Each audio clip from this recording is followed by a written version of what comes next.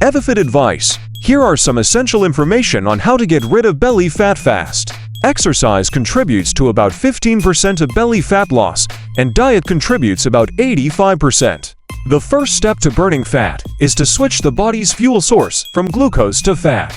Whether you burn sugar or fat depends on one hormone, insulin. If your insulin goes up, you'll burn sugar, and you won't burn fat. If your insulin goes down, then you can burn fat. Fat calories don't influence insulin to any significant degree. But that doesn't mean you can just consume unlimited amounts of fat and lose weight. You also have to reduce your carbohydrates to force the body to burn fat. Once you start burning fat fuel, the body will develop a more available type of energy called ketones. Ketones are the byproduct of fat energy your body can use as fuel. Eating also increases insulin. To get into fat-burning mode, you need to lower your insulin by reducing your carbohydrates and doing intermittent fasting. It's also important to remember that even a little bit of carbs can stop you from burning fat. Consistency is key with this fat loss program.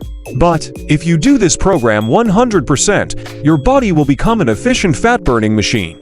Getting into a state of fat burning can help reduce insulin resistance, which may help correct a slow metabolism and help you lose stubborn weight. With these problems out of the way, you'll notice a lot of success when you add exercise.